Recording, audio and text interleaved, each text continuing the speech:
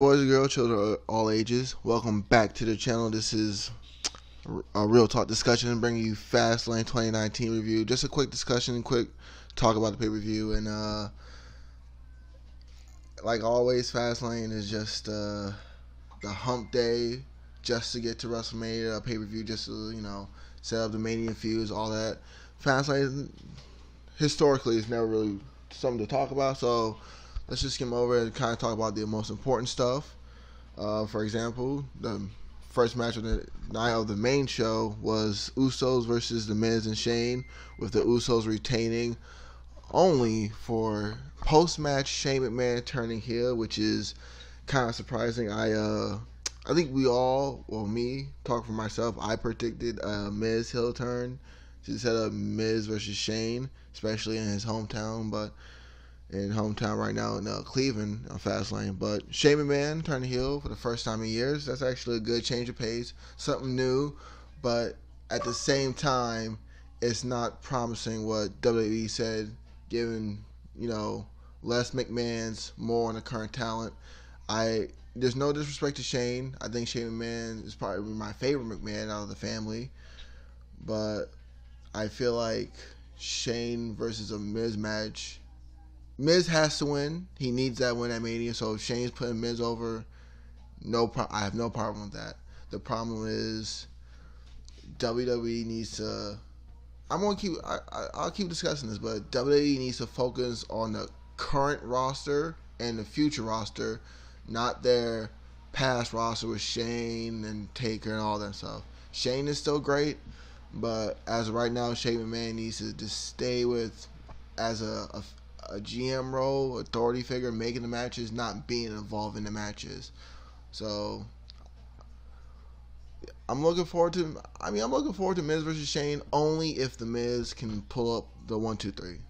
Other than that, average match, predictable match, of course. Next match, Asuka versus Mandy Rose. I think we all knew Asuka was going to retain that. So hopefully we can, Asuka go on to move on to bigger and better things.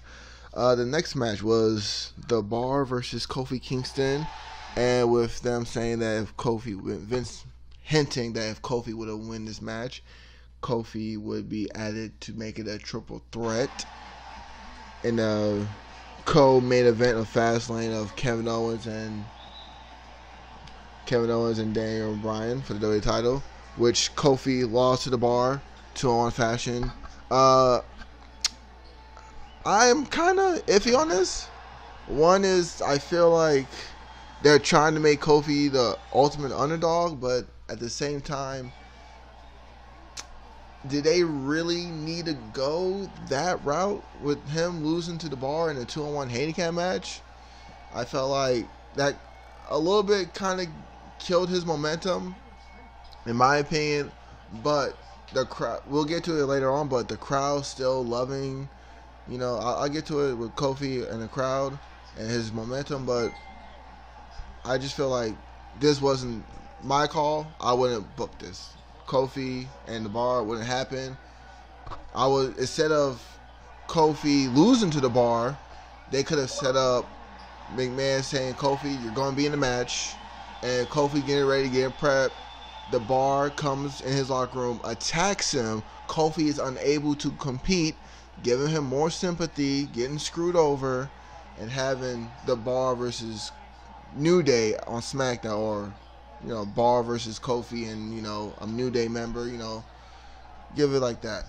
But overall, Kofi losing this route, I wouldn't book this.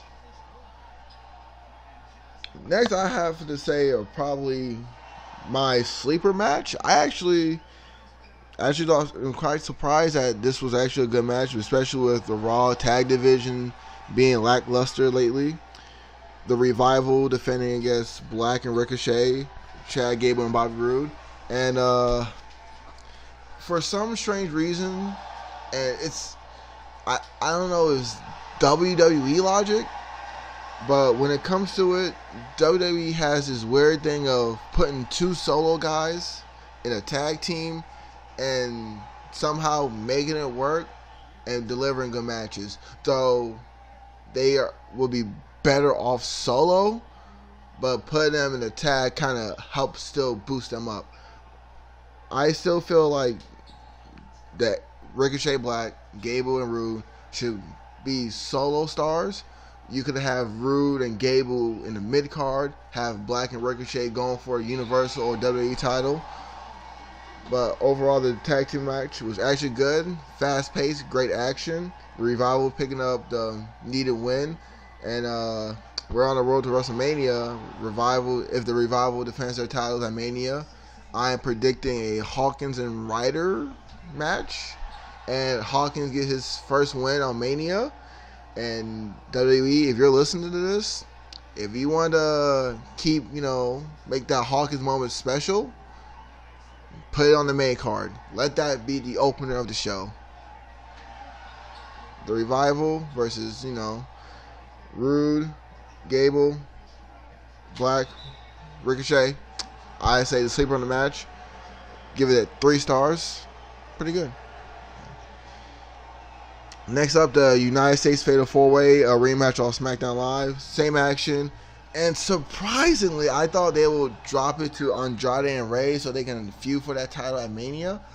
But surprisingly, and the perfect finish of Joe retaining by Joe moving out of the springboard frog splash from Rey, putting him in the Coquina clutch, and making Rey pass instantly. If we're booking Joe just like this with the United States title, I believe Joe can actually help regain the history and prestige into the United States Championship if Joe keeps the momentum and keeps wrestling at that pace and having those matches, having those finishes. I feel like Joe can help rebuild the U.S. title. And not only just Joe, but WWE needs to realize that they need to advertise their mid-card division and their champions. The U.S. title hasn't been seen great in my eyes. I feel like that's just a title just to have, which is really sad because, growing up as a SmackDown fan when in the Cena era, 2003 to, all that stuff, Booker T, Eddie, Benoit, the U.S. title meant so much to me watching it as a kid. So to see it now just floating, I'm hoping that WWE realizes what they got with Joe winning the U.S. title and being United States champion, that they don't screw it up. That's my only fear. If we can keep having Joe on this reign right now, the U.S. title will be great and better than ever. Next was the Boss and Hug Connection. Work on that tag name. Versus Nia and Tamina.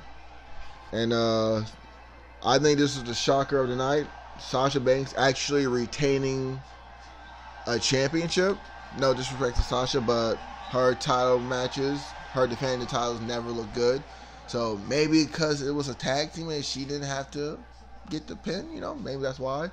But after the match is probably the most talked about because Nia and Tamina both attacked Banks, Bayley, Beth Phoenix, and Natalya. So I'm guessing they're trying to set up a Divas of Doom reunion. I don't know if they'll call themselves the Divas of Doom since they're not in the Divas era no more.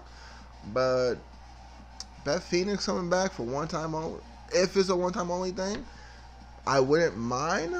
But like I said, let's work on their current roster and future talent. Beth Phoenix, with all due respect, was great, but she's retired.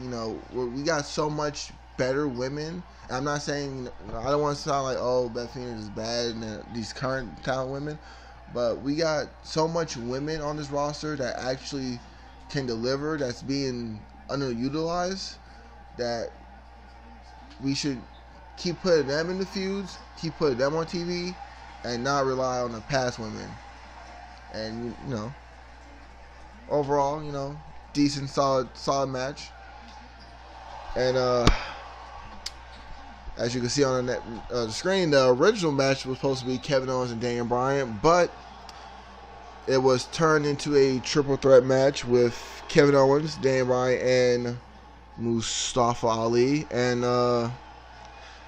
I gotta say, this match saved Owens, but also killed Mustafa Ali. First, let's take a moment to notice how when Ali came out to the crowd, when his entrance popped, no reaction. Ali's journey, his push to the SmackDown roster has been killed, and it's not his fault that he got injured. But it's all about Kofi Mania right now, and Ali was just there to take the pin, which also killed his momentum. But the spot of the night was Ali trying to do a crossbody with Daniel Bryan hitting the running knee. That was a thing of beauty. That Daniel Bryan, this is the best Daniel Bryan I've seen WWE wise in his whole career. Daniel Bryan is great, and I'm hoping that they're setting up a Daniel versus Kofi at Mania, just 1-on-1. If not, if they go the Fatal 4-Way route, I feel Ali is not ready for the WWE Championship.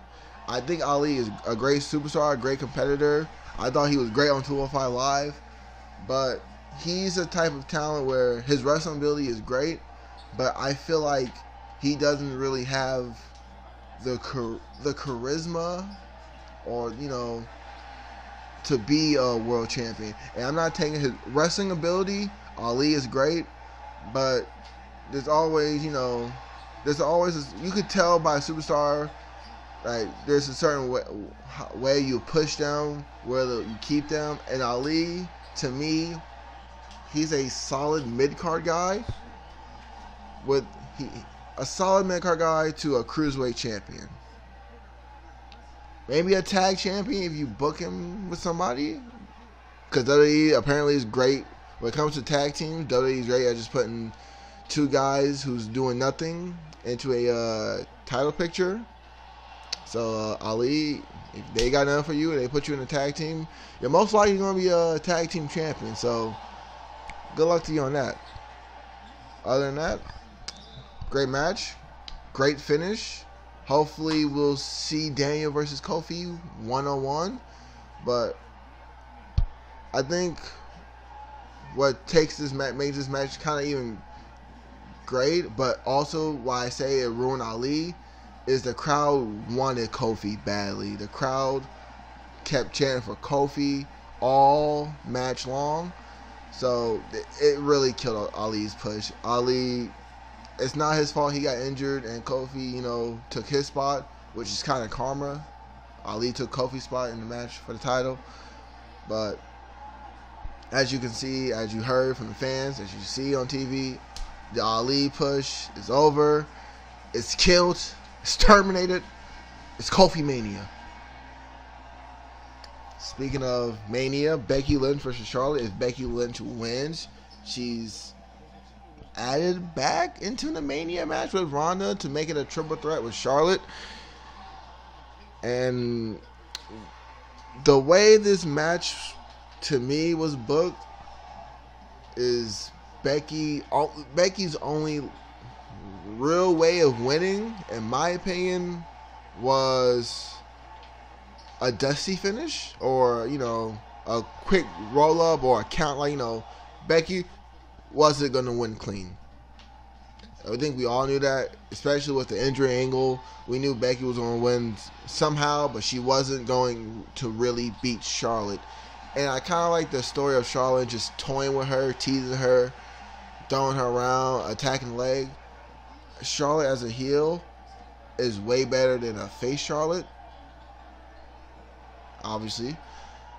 Charlotte, there's characters that can fit the heel role and work with her great, and Charlotte just hits it out the park. Probably the best female heel in WWE history right now with wrestling ability, charisma, and mic skills. Charlotte is the best heel they got. But right now, when Ronda came out, got Becky disqualified, I think we're looking at a potential great heel in Ronda Rousey if she can keep her momentum, keep her hatred going.